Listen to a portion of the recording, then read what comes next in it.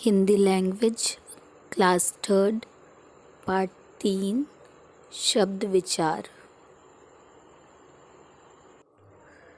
Part 3 शब्द विचार समझने से पहले हम पार्ट 2 वन विचार को संक्षेप में दोहराएंगे।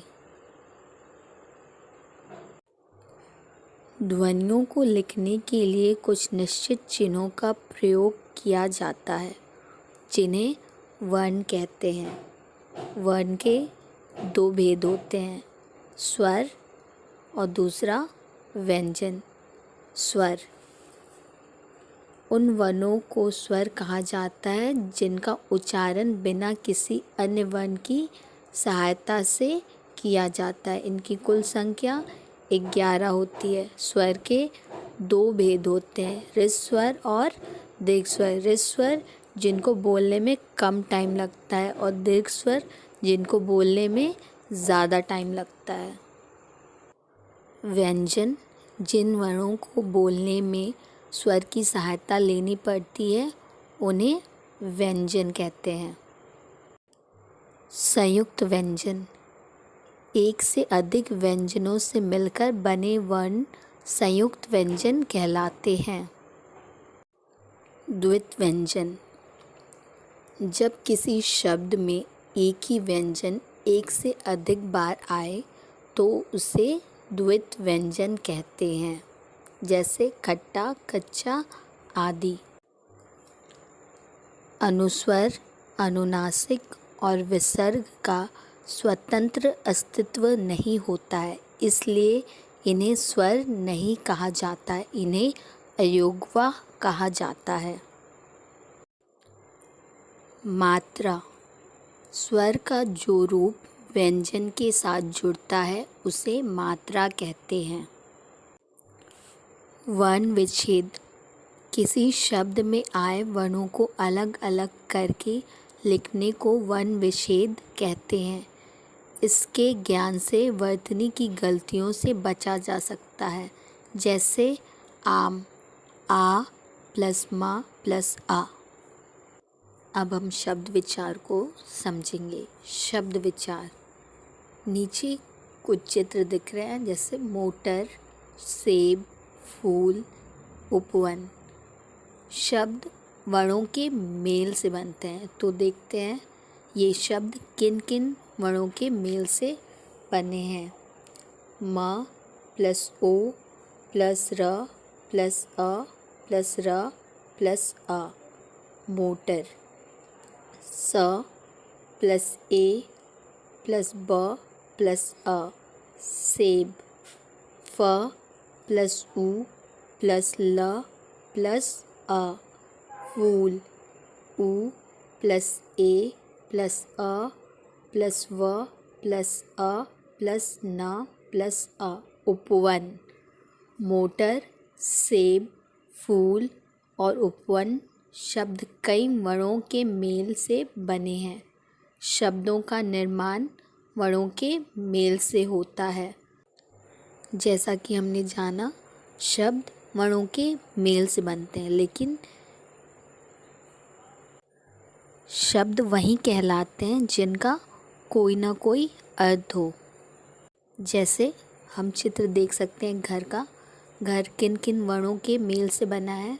घ प्लस अ प्लस र प्लस अ। घर शब्द की रचना दो या दो से अधिक वर्णों के मेल से होती है। वर्णों के ये मेल सार्थक है, जिससे किसी अर्थ का बोध होता है। घर में दो वर्णों का मेल है, जिसका अर्थ है मकान, जिसमें लोग रहते हैं।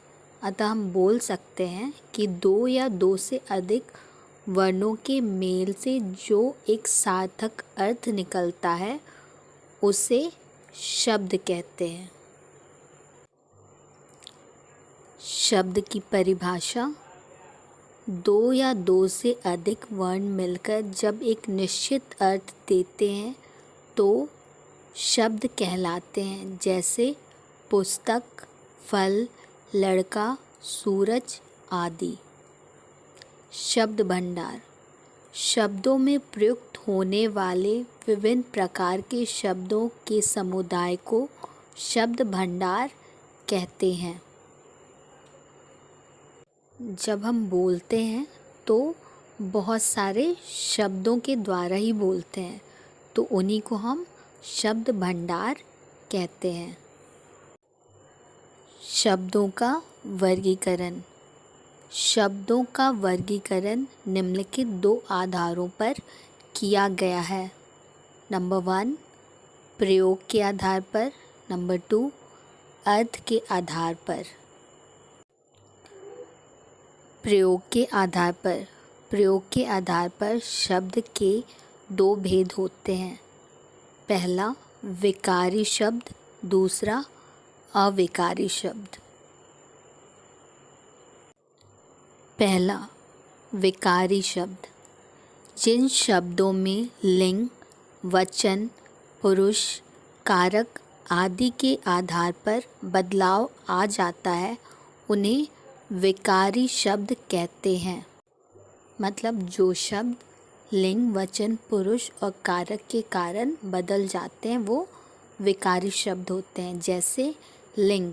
लिंग में अगर शब्द है लड़का, तो लड़का पढ़ता है तो वो बदल जाएगा लड़की पढ़ती है। इसी तरह वचन, लड़का पढ़ता है तो लड़के पढ़ते हैं। कारक में लड़का पढ़ता है तो लड़के को पढ़ने दो। उदाहरण में हमने देखा कि लिंग, वचन और कारक के कारण किस तरह शब्द बदल जाते हैं, तो ये विकारी शब्द होते हैं।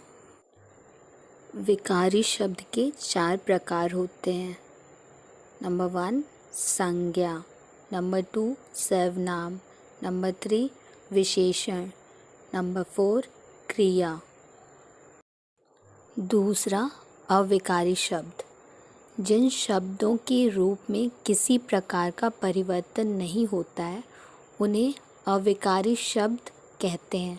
दूसरे शब्दों में ऐसे शब्द जिनमें लिंग, वचन, पुरुष, कारक आदि के कारण कोई बदलाव नहीं होता है अविकारी शब्द कहलाते हैं। जैसे परंतु, तथा, यदि, धीरे धीरे, अधिक आदि। जैसा कि हमने देखा विकारी शब्द में लिंग, वचन, पुरुष और कारक के कारण बदलाव आ गया था, लेकिन अविकारी शब्द में लिंग, वचन, कारक और पुरुष के कारण बदलाव नहीं आता है। जैसे कि हमने देखा लड़का शब्द को हम बदल सकते हैं लिंग, वचन और कारक से। लड़का, लड़के, लड़की, लड़के को, क्योंकि ये विकारी शब्द है, ये बदले जा सकते हैं, लेकिन अविकारी शब्द बदले नहीं जा सकते लिंग, वचन, कारक और पुरुष के कारण। जैसे परंतु को बदला जा सकता है नहीं, तथा को बदला जा सकता है नहीं। इसी तरह यदि, धीरे धीरे, अधिक आदि शब्दों को नहीं बदला जा सकता, इसलिए ये अविकारी शब्द कहलाते हैं। अविकारी शब्द भी 4 प्रकार के होते हैं। नंबर 1 क्रिया विशेषण, नंबर 2 संबंध बोधक, नंबर 3 योजक, नंबर 4 विस्मयादि बोधक। अर्थ के आधार पर शब्द के 2 भेद होते हैं। पहला सार्थक शब्द, दूसरा निरर्थक शब्द। पहला सार्थक शब्द। जिन शब्दों का कोई अर्थ होता है वे सार्थक शब्द कहलाते हैं। जैसे कमल, पुस्तक, मेज आदि। ऐसे शब्द जिन शब्दों का कोई ना कोई अर्थ हो वही सार्थक शब्द होते हैं। दूसरा निरर्थक शब्द। जिन शब्दों का कोई अर्थ ना निकले वे निरर्थक शब्द कहलाते हैं। जैसे चाय, वाय, खाना, वाना, ताला, वाला आदि। ऐसे शब्द जिनका कोई भी अर्थ नहीं होता है। जैसे चाय, वाय, चाय का अर्थ है इसलिए वो सार्थक शब्द है, लेकिन वाय का कोई अर्थ नहीं है, इसलिए वो निरर्थक शब्द है। इसी तरह खाने का अर्थ है और वाने का अर्थ नहीं है, ताले का अर्थ है और वाला का अर्थ नहीं है। तो वाय, वाना, वाला ये सब निरर्थक शब्द हैं क्योंकि इनका कोई अर्थ नहीं है। Thank you.